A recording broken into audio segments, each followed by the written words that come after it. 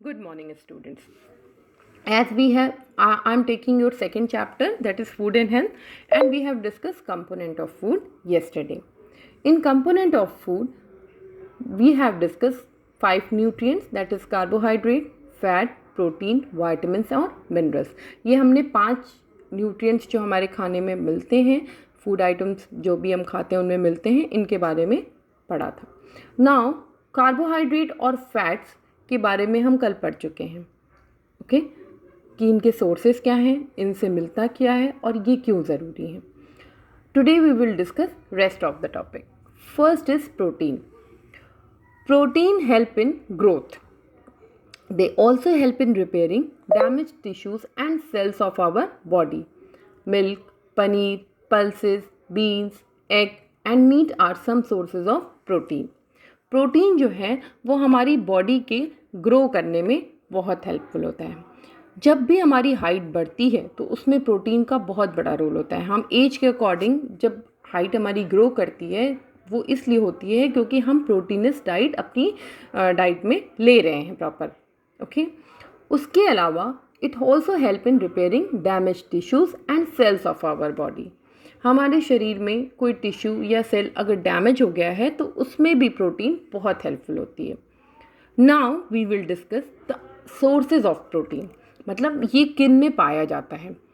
We get protein in milk, paneer, pulses, beans, egg and meat. These are the different sources of protein. अगर हम ये सारी चीज़ें खाते हैं, इनमें से कोई भी चीज़ सही अमाउंट में खाते हैं तो हमारे शरीर में प्रोटीन की कमी नहीं होती है और उसका रिज़ल्ट होता है कि हमारा शरीर प्रॉपरली ग्रो करता है, प्रॉपर डेवलपमेंट होता है हमारी बॉडी का. ठीक है. Now vitamins and minerals. Vitamins and minerals help in the normal functioning of our body.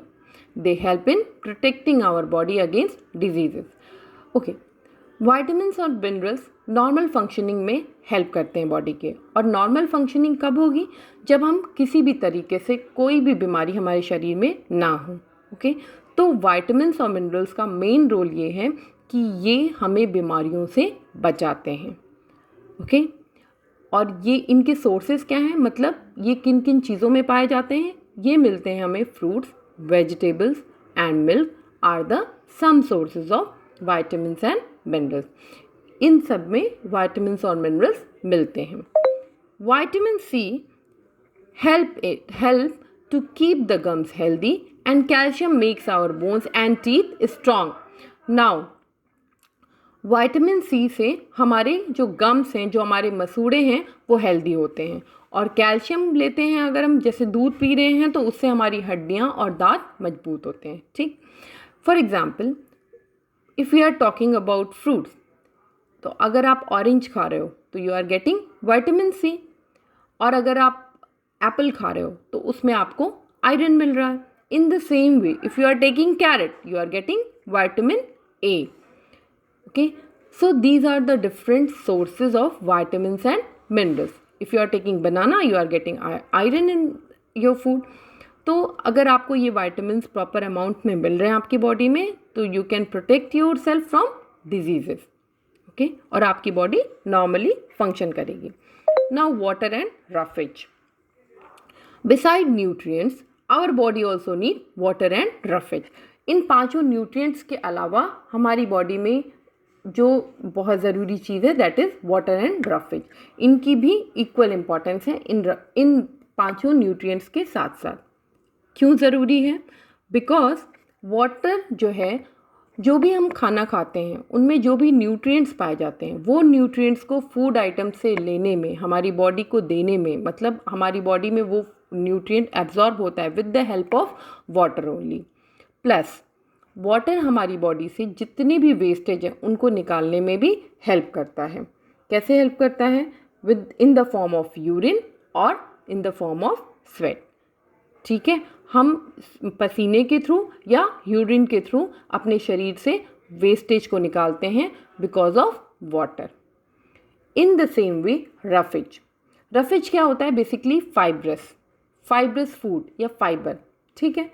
और जो भी आप ऐसा फूड खाते हो जिसमें कि फाइबर होता है वो आपके डाइजेशन में बहुत ज़्यादा हेल्प करता है। बेसिकली ये प्लांट बेस्ड फूड होता है, ठीक है। It is found in vegetables, it is found in fruits, it is found in nuts, okay. तो जो भी फाइबर आपको मिल रहा है उन फ्रूट्स, वेजिटेबल्स या नट्स से, ठीक, ये फाइबर आपके डाइजेशन को इम्प्रूव करता है, आपके डाइजेस्टिव सिस्टम को, खाने को पचाने में हेल्प करता है। सो वाटर और रफेज इक्वली इम्पॉर्टेंट है क्योंकि आपके शरीर में डाइजेशन को हेल्प करते हैं और आपके शरीर से वेस्टेज को निकालने में हेल्प करते हैं। Okay, now we will read this. Beside nutrients, our body also need water and roughage. Roughage is the undigested part of plant food. It helps in getting rid of waste from our body. ठीक है, fruits and vegetables are sources of roughage. Fruits और vegetables जो हैं वो different sources हैं roughage के। Water also help to get rid of waste from our body in the form of urine. ये मैंने आपको बताया अभी कि डिफरेंट सोर्सेज जो हैं रफेज के वो फ्रूट्स वेजिटेबल्स हैं, और वाटर भी है जो हमारी बॉडी से वेस्टेज को निकालता है in the form of sweat, that is called in Hindi पसीना या फिर यूरिन के थ्रू। ठीक है, so we have discuss the component of food. Now our next topic is balanced diet. I gave you this diagram. I hope you all have drawn this. Now balanced diet. We should consume food rich in nutrient. मतलब हमें वो खाना खाना चाहिए जिसमें बहुत सारे nutrients पाए जाएं। Our daily diet containing all the nutrient in adequate amount required for the healthy functioning of our body is known as balanced diet.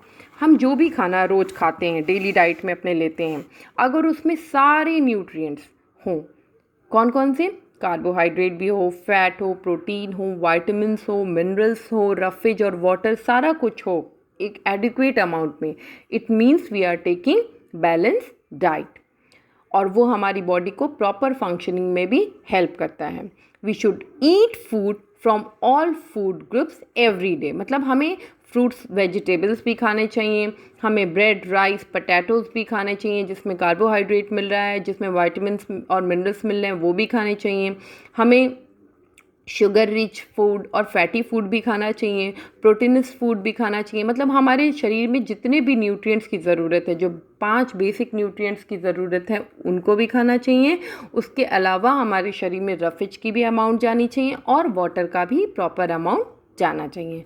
तब हम कहेंगे कि हम एक बैलेंस डाइट ले रहे हैं। इसीलिए बैलेंस डाइट को कहा जाता है कि our daily diet containing all the nutrient in adequate amount required for the healthy functioning of our body is known as a balanced diet. जब हम सारे न्यूट्रिएंट्स को एक प्रॉपर क्वांटिटी में डेली बेसिस पे लेते हैं अपने डाइट में, अपने खाने में, डाइट मतलब खाना, हम जो भी खाना खा रहे हैं सुबह से रात तक में, अगर उसमें हर न्यूट्रिएंट ले रहे हैं हम प्रॉपर अमाउंट में, तो it means we are taking balance diet. उसी को हम बैलेंस डाइट कहते हैं। Many of you have asked question, ma'am what is balance diet? Balance diet वो है जिसमें 5 न्यूट्रिएंट हों, carbohydrate, fat, protein, vitamins, minerals plus roughage और वाटर भी हो, तो we are taking balance diet. Okay, now healthy habits.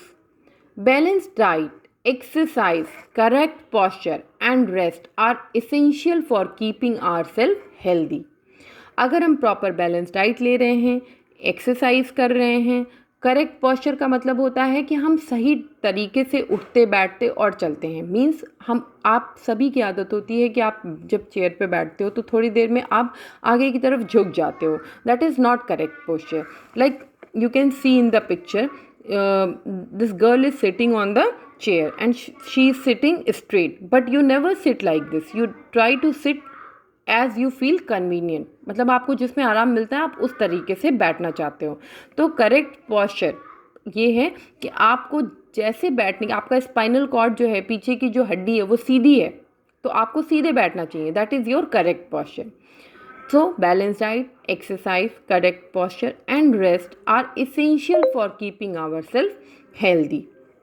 अगर हम ये सारी चीज़ें करते हैं, अगर हम बैलेंस डाइट भी ले रहे हैं, एक्सरसाइज भी कर रहे हैं, सही तरीके से उठ रहे हैं, बैठ रहे हैं, चल रहे हैं और प्रॉपर रेस्ट भी कर रहे हैं, तो ये हमारे को हेल्दी रखने में बहुत मदद करता है।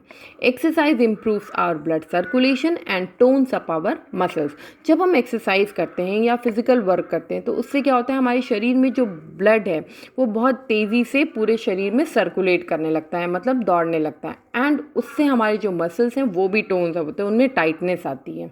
Okay, running, jogging, cycling, aerobics, yoga are some form of exercise. मतलब आप अगर दौड़ रहे हो या आप जॉगिंग कर रहे हो या फिर आप साइकिलिंग कर रहे हो या एरोबिक्स कर रहे हो या योगा कर रहे हो, तो ये सब एक तरह की एक्सरसाइज है। इनमें से आप कोई भी एक्सरसाइज करोगे तो it will helps to improve the blood circulation and tones up your muscles. Now, posture. Posture is the position in which we hold our body when we sit, stand or move. Posture क्या होता है, वो position जिसमें हम अपनी body को रखते हैं। जैसे हम उठ रहे हैं, बैठ रहे हैं, चल रहे हैं, तो हम कैसे अपनी बॉडी को रख रहे हैं, मतलब हम सीधे चल रहे हैं, सीधे बैठ रहे हैं या फिर टेढ़े मेढ़े होके बैठ रहे हैं, that is called posture. We must keep our back straight. हमें अपनी पीठ को हमेशा स्ट्रेट रख के बैठना चाहिए वाइल सिटिंग और स्टैंडिंग, या जब हम बैठे हैं या खड़े हुए हैं तो हमें अपने बैक को हमेशा सीधा रखना चाहिए। Proper rest and sleep relax our muscles. उसके बाद जब हम आराम करते हैं या प्रॉपर नींद लेते हैं तो हमारी बॉडी को और हमारे मसल्स को आराम मिलता है। And give our body the much needed rest. Children need 8 to 10 hour of sleep in a day. बच्चों को कम से कम 8 से 10 घंटे सोना चाहिए एक दिन में। ठीक है, now we have discuss today balance diet and healthy habits. Okay, so your homework is 1 true and false is given in your book on the page number 20. Try to do this true and false on your own. Okay, thank you.